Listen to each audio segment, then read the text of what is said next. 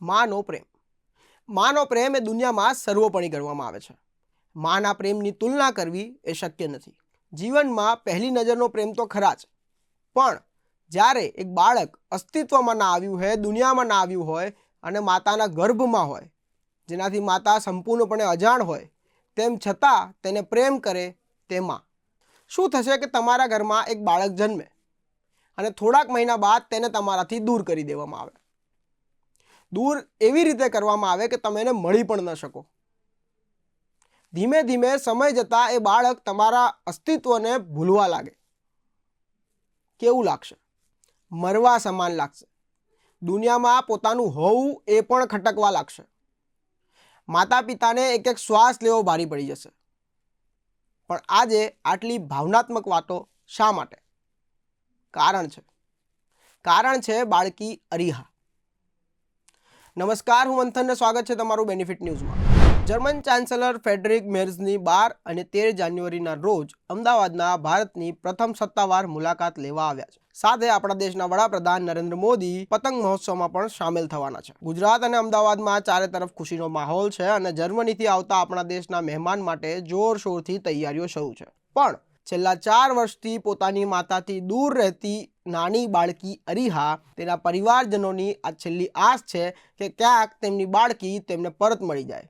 German ચાન્સેલરની Ahmedabad મુલાકાતથી baby અરીહા શાહનો વિવાદ ફરીથી શરૂ થયો છે. કાર્યકર્તાઓ રાજ્યસભા સાંસદ દ્વારા બાળકના ભારત પરત મોકલવાની માંગણી સાથે રાજદ્વારી હસ્તક્ષેપ માટે હાકલ વધી રહી છે. જાણીએ શું છે સમગ્ર મામલો.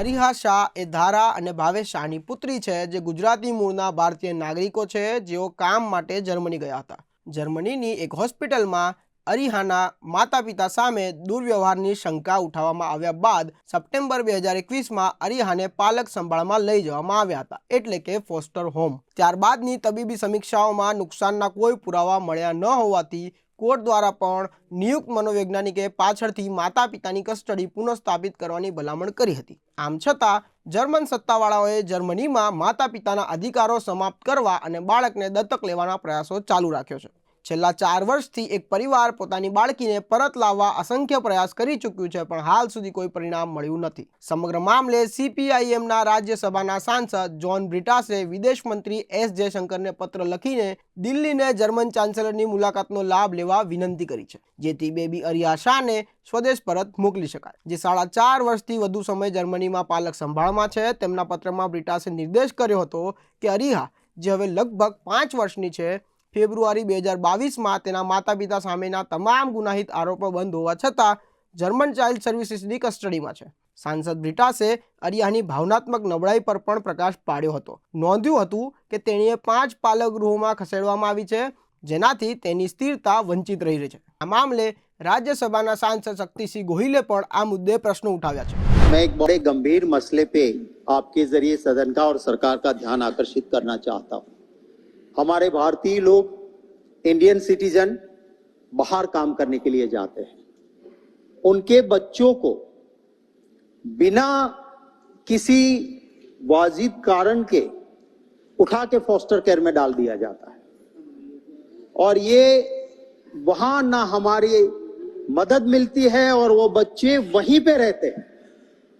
जर्मनी में हमारी गुजरात की एक जैन फैमिली की सिर्फ 9 साल की बेटी अरीहा शाह, उसको जर्मनी ने फॉस्टर केयर में डाला. माननीय उपसभापति महोदय, क्या वजह थी? वजह सिर्फ यही थी कि ऑयल का मालिश करके फिर जब वो नहलाने लगी, उससे हाथ से वो बच्ची फिसल गई और जब टब में गिरी तो थोड़ी इंजरी हुई थी उसको. माता पिता अस्पताल लेके जाते हैं उस बच्ची की ट्रीटमेंट के लिए. तब अस्पताल कहती है कि इसको जो इंजरी हुई है जेनेटिकल पार्ट पे, तो हो सकता है सेक्सुअल एब्यूज हो, तो पुलिस केस बनेगा. माता पिता ने कहा जांच करवा लो. पुलिस केस बना. पुलिस ने कुछ नहीं पाया. फिर भी वो जर्मनी की सरकार कहती है कि तुम अपने बच्चे की ठीक परवरिश नहीं कर पा रही हो, इसको फॉस्टर केयर में. 9 महीने की बेटी है, 9 मंथ्स. आज उसको 3 साल होने जा रहा है. वो जर्मनी के फॉस्टर केयर में है और ये UN कन्वेंशन में ये तय हुआ है कि किसी भी बच्चे को अपने कल्चर का अधिकार है। अब वो जर्मनी भाषा सीख लेगी। हमारे वहां जैन फैमिली जो गुजरात में होते हैं सर, वो कांदा, प्याज, लहसुन तक नहीं खाते हैं। वो नॉनवेज बेटी वहां खाएगी, उस परिवार पे क्या गुजरेगी। मैं ये कहना चाहता हूं आपके जरिए सरकार को भी कि अगर किसी भी डेवलप्ड कंट्री का कोई भी सिटीजन, ये बेटी इंडियन सिटीजन है, वो जर्मन सिटीजन नहीं है, यहां पैदा हुई है, हमारी नागरिक है, उसको वहां रोक के रखा। अगर डेवलप्ड कंट्री का एक भी सिटीजन एक दिन रोक के देखे कोई, हम तो बड़ी बड़ी बात करते हैं, हम कहते हैं कि हम लाल आंख करेंगे, हम कहते हैं हमारे पास 56 इंच का सीना है। मैं विनती करता हूं आपके जरिए, दिखाए वो सीना, दिखाए वो लाल आंख। हमारी बेटी को गुजरात में वापस लाना चाहिए। और अगर देर भी लगती है तो हमारे वहां गुजराती लोग हैं सर, कहते हैं कि उस बेटी को हमारे फॉस्टर केयर में डालो ताकि हमारी संस्कृति भी रहेगी।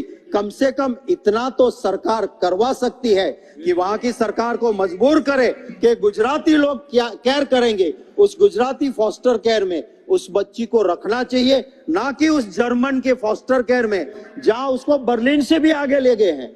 कहां ले गए वो भी नहीं बताया। धन्यवाद। સેવ અરિહા ટીમે સતત ગંભીર માનવ અધિકારો અને સાંસ્કૃતિક ઉલ્લંઘનનો આરોપ લગાવી પોતાની નારાજગી અને બાળકીને મુક્તિ માટે અવાજ ઉપાડી રહી છે। સેવ અરિહા ટીમના યતીન શાહે પણ અમને જણાવ્યું કે અરિહાના માતા પિતાને ખોટા કાર્યોમાંથી મુક્ત કરવામાં આવ્યા હોવા છતાં તેમને પાલક સંભાળ ખર્ચ માટે લગભગ 22 લાખ રૂપિયાનું બિલ મોકલવામાં આવ્યું હોવાનો અહેવાલ છે, જેમાં વધારાના કાનૂની અને વહીવટી ખર્ચનો સમાવેશ થાય છે। બ્રિટાસ અને કાર્યકરો બંને ભારતીય અધિકારોને દ્વિપક્ષીય વાટાઘાટો દરમિયાન આ બાબતને મજબૂતીથી ઉઠાવવા વિનંતી કરી છે અને દલીલ કરી છે કે અરિહાનું શ્રેષ્ઠ હિત તેના પરિવાર સાથે પુનઃમિલન અને ભારત પરત ફરવામાં રહેલું છે। સાથે સાથે અમદાવાદમાં તપોવનના 800થી વધુ વિદ્યાર્થીઓએ બાળકી અરિહા પોતાના પરિવારને પરત મળે તે માટે પોસ્ટરો ઉપાડીને અપીલ પણ કરી છે। હવે જોવાનું એ રહ્યું કે દેશના વડાપ્રધાન અને જર્મન ચાન્સેલર ફ્રેડરિક મેર્ઝની મુલાકાત બાદ આ બાળકીને પોતાના ઘરે પરત ફરવા મળે છે કે નહીં। આવા સમાચાર માટે જોતા રહો બેનિફિટ ન્યૂઝ।